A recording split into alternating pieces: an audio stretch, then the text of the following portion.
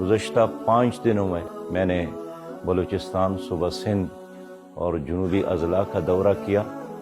اور ان 5 دنوں میں جو میں نے دیکھا ہے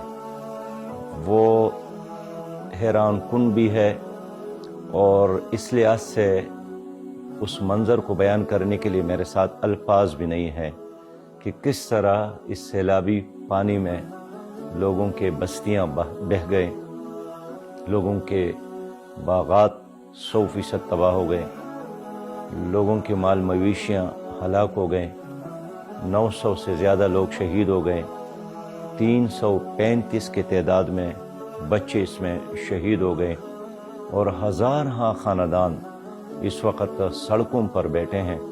اور شدید بارش کے باوجود ان کے پاس سر چھپانے کے لیے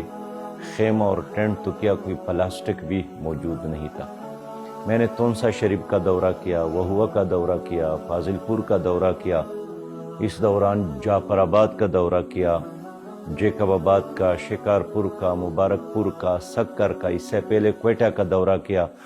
اس پورے علاقے میں ہر طرف تباہی ہے، ویرانی ہے، اور لوگوں کے چہروں پر مایوسی تھی، اور یوں لگ رہا تھا کہ جس طرح پورا ملک، پوری قوم لاوارث ہے۔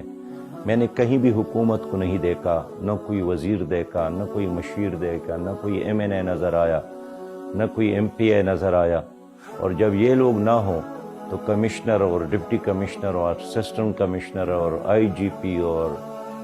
SP کب اپنے دفاتر سے نکلتے ہیں؟ صرف زبانی جمع خرچ کرتے ہیں، بیانات دیتے ہیں، لیکن عملی طور پر یہ لوگ کہیں بھی ہم نے نہیں دیکھا۔ پھر ظلم یہ ہوا کہ جس طرح جعفر آباد میں کوئی 50 کلومیٹر پر مشتمل پانی کا ایک جھیل بنا ہے، اور اس میں بہت سارے بستیاں وہ زیر آب آ گئے، لیکن پانی نکل کا راستہ اس لیے نہیں تھا کہ دوسرے طرف وہاں جاگیرداروں کی زمینی تھی۔ یہی مسئلہ سندھ میں بھی ہے۔ اسی طرح میں نے جنوبی اضلاع میں بھی دیکھا کہ جاگیرداروں نے اپنی زمینوں کو بچانے کے لیے بند سرکاری پیسے سے باندھے ہیں، اور اس کی وجہ سے پانی نکلنے اور بہاؤ کی جتنی بھی راستے تھے وہ بند ہو گئے، لہذا غریب مر گئے، چمنٹیوں کی طرح ختم ہو گئے، اور مالداروں اور جاگیرداروں کے زمینیں بچ گئے، جن میں سے اکثریت MNAs اور MPs کے ہیں۔ اس دوران ہم نے لوگوں سے ملاقاتی کی، ان سے پوچھا کہ کیا کوئی سرکاری آدمی، کوئی ممبر قومی اسمبلی، کوئی ممبر صوبائی اسمبلی آپ کے پاس آیا ہے؟ انہوں نے کہا کہ الیکشن کے دوران تو آئے تھے، لیکن الیکشن کے بعد ہم نے ان کے چہرے کو نہیں دیکھا۔ ان حالات میں ہم نے حکومت سے بھی بارہا اپیل کی، ہر جگہ حکومت سے اپیل کی کہ آپ کے پاس قوم کے خزانے ہیں، آپ کے پاس قوم کی امانتیں ہیں، اور مصیبت کی اس گھڑی میں اگر یہ پیسہ عوام کے کام نہیں آیا تو پھر کس کام کا ہوگا؟ ہم نے فوج سے بھی کہا کہ یہی وہ لمحہ ہے کہ اگر حکومت سامنے نہیں آتی تو پھر یہ فوج اور یہ سیکیورٹی ادارے، یہ فورسز آخر کس مرحلے ہمارے کام آئیں گے؟ ہم نے وفاقی اور صوبائی حکومت سے بھی اپیل کی کہ خدا کے لیے سیلاب زدگان پر توجہ دے، اور اپنے ذاتی لڑائیاں کچھ وقت کے لیے بند کر لے، جنگ بندی کر لے، سیز فائر کر لے، لیکن اندھی، بہری، گونگی حکومت ہے، اب تک انہوں نے وہ کام نہیں کیا جو ایک حکومت کے کرنے کا تھا۔ سچی بات یہ ہے کہ گزشتہ طویل عرصے میں ہمارے حکمرانوں نے نہ ڈیم بنائے تاکہ پانی اس میں جمع ہو اور وہ کام آئے، انہوں نے جو ہیڈ ورکس تھے ان کو بھی فعال نہیں بنایا، نہ اس کو جدید بنایا۔ اس طرح پانی کے بہاؤ کے جو راستے تھے اس کو بھی صاف نہیں رکھا، اور خود سرکار نے پانی کے راستے میں بڑے بڑے بلڈنگ اور تعمیرات خود کیے ہیں، اور اسی وجہ سے ہماری قوم تباہی اور بربادی سے دوچار ہے۔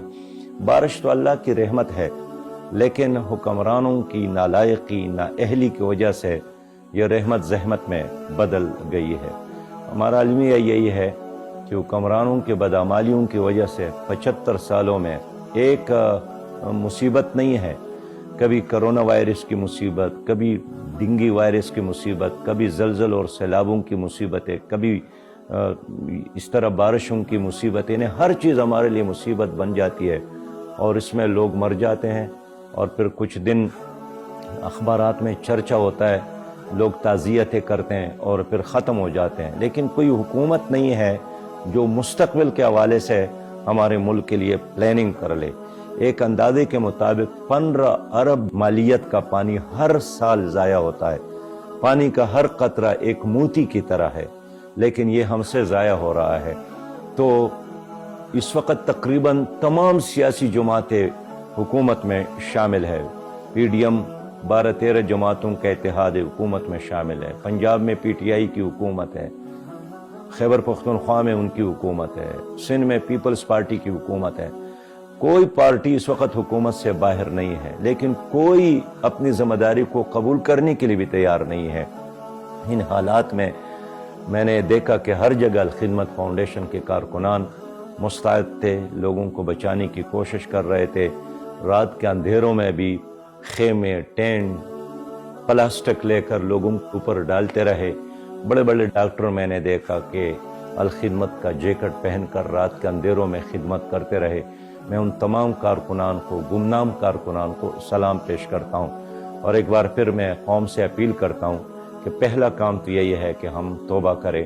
استغفار کریں، رجوع اللہ کریں، اس لیے کہ توبہ کے نتیجے میں اللہ تعالیٰ مصیبتوں کو ختم فرماتا ہے اور آزمائشوں کو آسان بناتا ہے۔ اور پھر قوم سے اپیل کرتا ہوں کہ اگر آپ محفوظ ہیں، آپ کے بچے محفوظ ہیں، آپ کی جائیدادیں محفوظ ہیں،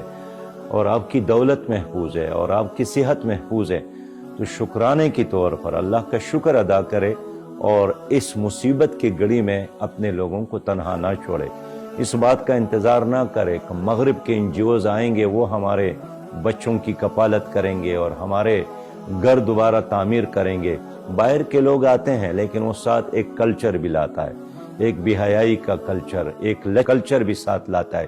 اس لیے ہمارا فرض ہے، اور اس طرح مصیبت میں جب ایک انسان موجود ہو تو نفلی روزہ اور نفلی حج سے بھی اس کو بچانے کا ثواب بہت زیادہ ہے۔ میں امید رکھتا ہوں کہ ہمارے علماء کرام بھی لوگوں کو اس طرف توجہ دلائیں گے۔ میں وکلاء سے اپیل کرتا ہوں، میں ڈاکٹروں سے اپیل کرتا ہوں، میں اسکول، کالج، یونیورسٹی میں پڑھنے والے طلبہ اور پڑھانے والے اساتذہ کرام سے اپیل کرتا ہوں، میں چیمبر آف کامرس کے ممبران سے اپیل کرتا ہوں، میں تاجر برادری سے اپیل کرتا ہوں، میں زمینداروں سے اپیل کرتا ہوں، میں ان تمام خوشحال لوگوں سے اپیل کرتا ہوں جو اس وقت محفوظ ہے، کہ اللہ کا شکر ادا کرے کہ آپ محفوظ ہے، اور مصیبت کی اس گھڑی میں اپنے قوم کو بچانے، اپنے ملک کو بچانے اور اپنے بھائیوں اور بہنوں اور بچوں کو بچانے کا انتظام کرے، اہتمام کرے۔